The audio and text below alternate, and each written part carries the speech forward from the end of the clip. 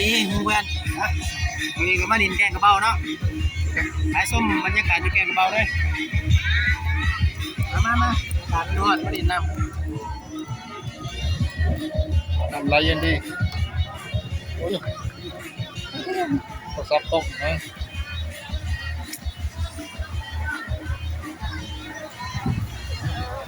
น้ำแห้งเลย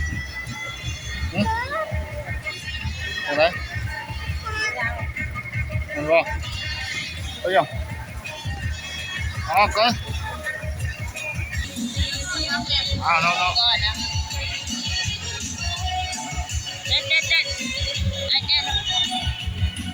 เดี๋ยวเก็บว่า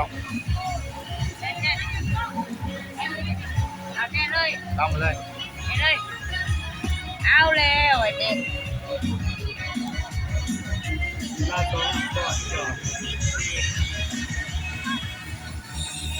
ตัวแดงแห้ง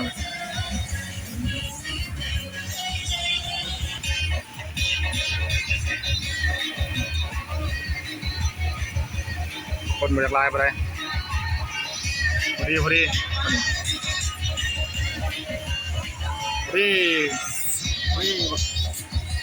น้อยเต้น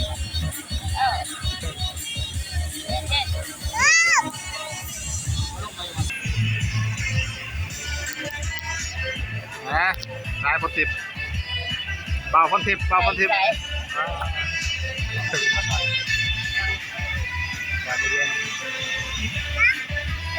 ทำไปให้ไหม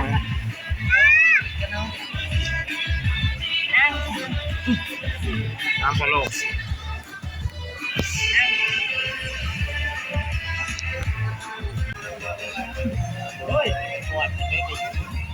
โอ้งามมาแล้ว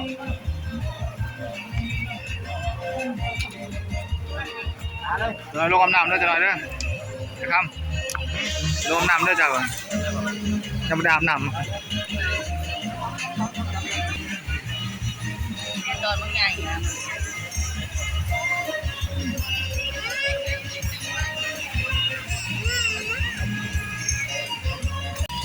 พ่อได้ป่ะแม่พ่อจะเที่ยวกินเฮียก้อยเลยกันเลยอากเย็นดีใส่ละเย็นก็โคตรใจมาแม่ก็ใจ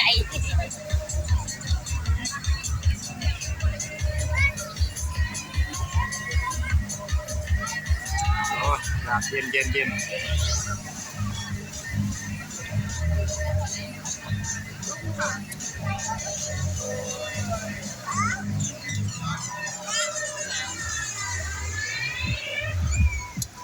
ฟังไทยเป็นโตไหมเนาะเดี๋ยวบอก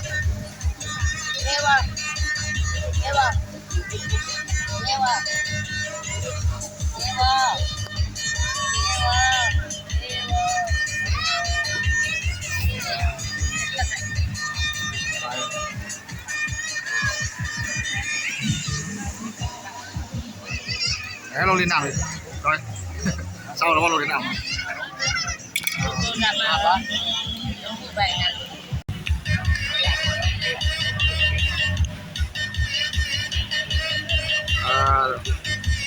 ที่ข้ากินแน่เนี่ย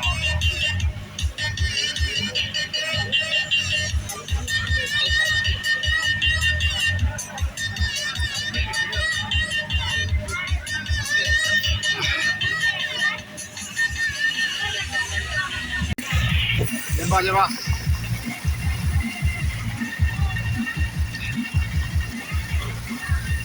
ร้อยโต๊ะฝุ่นแล้วร้อยไหมร้อยแล้วไปโต๊ะฝุ่นแล้ว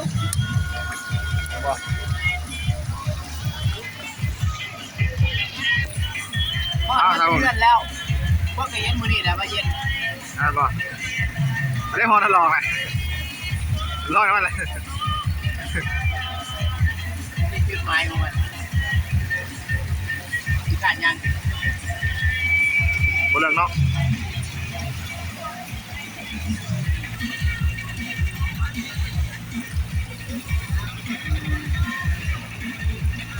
เอ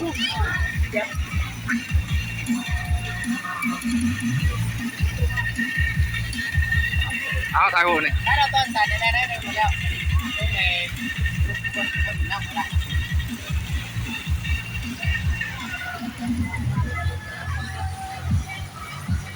มันเลยน้ำเย็นเลย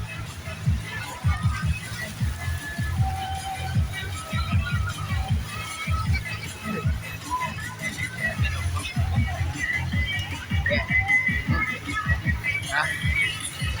อ๋อ1 2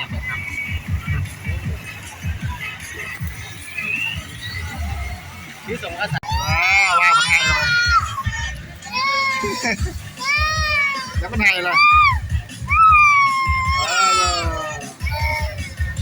ต้องไทยเลยนี่ไทยสั่งนะ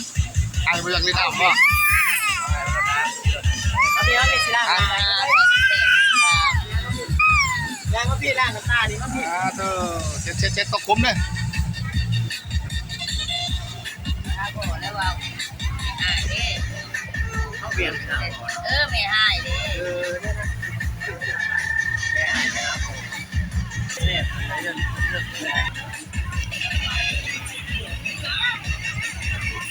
แล้วก้อยอุตส่าห์มาน่ะหมักหนำเลยมอยกันเลยดินอยู่บนชูเศร้าเลยนอนแห้งเลยพอแห้งเลยเย็นแล้วป่ะวันนี้ เปลี่ยน2 เดือนแล้วก็มาบอกอากาศเย็นพอดีนะ หายไปมาน้องกองเนาะ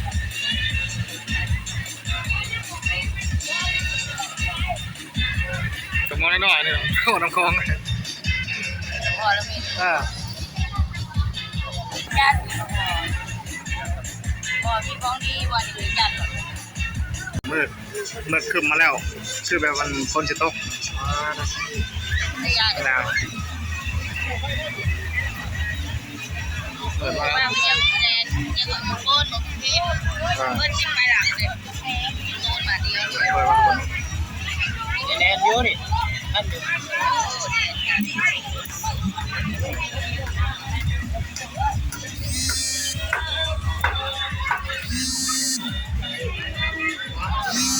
แล้ว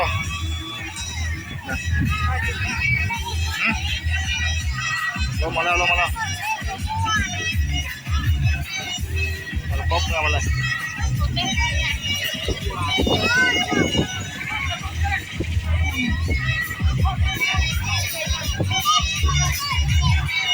แกงกระเป๋า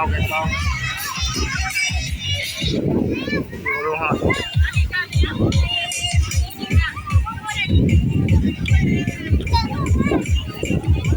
เป็นไงน้อง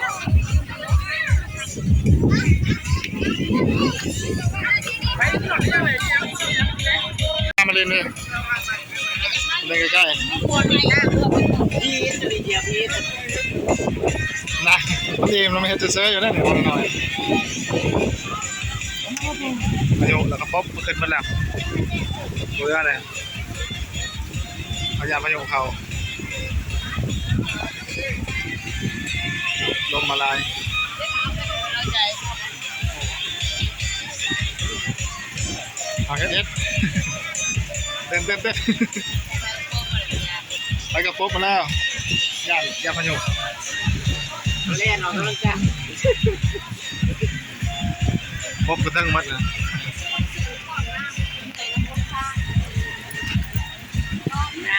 เดี๋ยววันนี้ก็ เริ่มดูดีแล้วนี่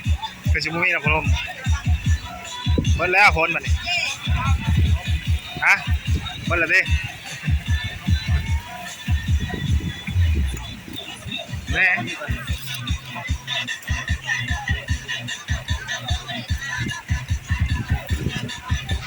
คนเบาที่คนน้าแนมเบิ่งแล้ว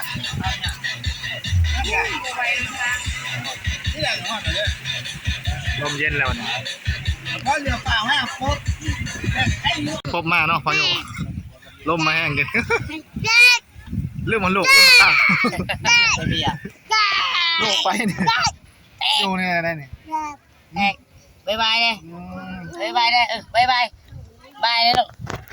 ไอ้ บายเลย คนบกมันเลยคือดูคนจะตกแห้ง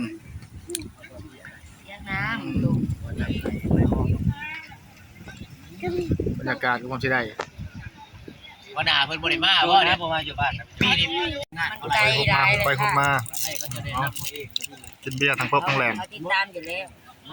บริญาตออกมาลูกยังกรณีเท้าเป็นหนี้พอดแสนบาทว่า2 แสนก็จะให้เขาหยุดได้เขาบอกให้โอกาสเขาต่อได้คุมแต่ว่าเขาเรียนได้ย้อนเขาต้องจะกี่ เบียร์จุ่มหนึ่งสองจุ่ม เขาพูดอย่างว่าเวลาเขาไถโดยเฉพาะตอนเขาไถเขาพูดตอนเขาไถเขาไถคนเดียวเขาไปยุดสั่งก็ยุดมันบ่ได้ตามความต้องการของเขาสั่งก็ยุดแล้วบ้าเขาจะเป็นการอาจจะพันคนงานเขากับมาเบิ่งเองวิชาการเขาเองมาเบิ่งคนไทยเขาจะ อ้าวลังลงมาอีกเลยปวดปวดบุล งานนี่ดีแล้ว ปบลม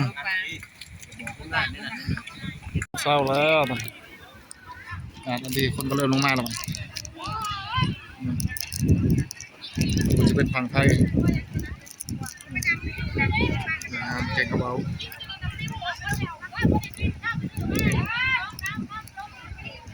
ก่อนพนม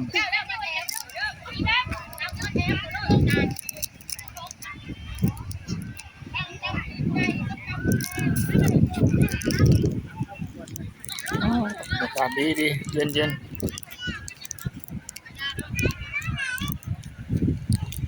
ตัวปลายมันก็พอในใน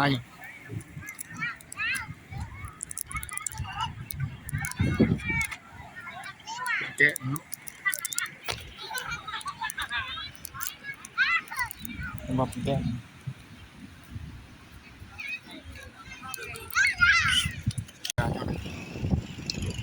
แกะเนาะครับทำเองใช่แกงก็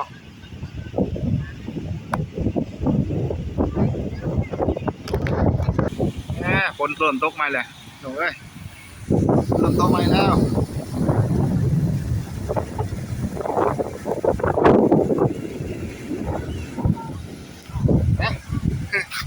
ฝนตกเลยฝนตกเลยจุกๆอากาศดีนะ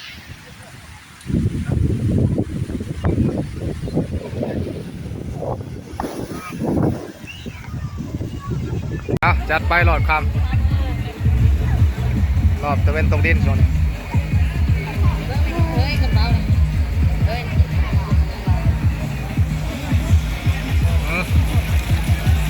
ตะเวนจะตรงดินแล้ว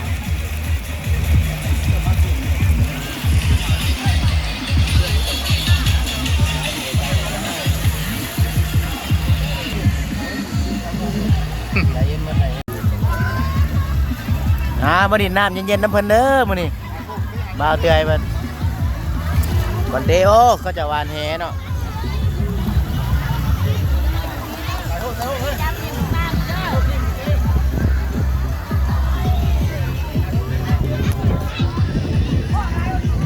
ครับแล้วบ้างนี่ ไปไหน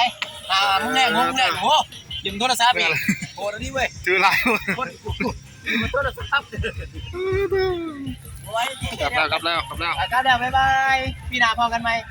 มาทุกปีดอกถามมีโอกาส นั่นไงครับ บ๊ายบายเย็น ครั เดียว บบ๊ายบายนุ๊กบ๊ายบายครับก่อนนั่นนี่คำแล้วครับนะใช่ปะครับเมื่อก่อนมันพี่นามาดินใหม่จะเป็นกระตุกดินจบคลิปสักนิดเลยกลับบ้านก่อน เปลี่ยนส่ง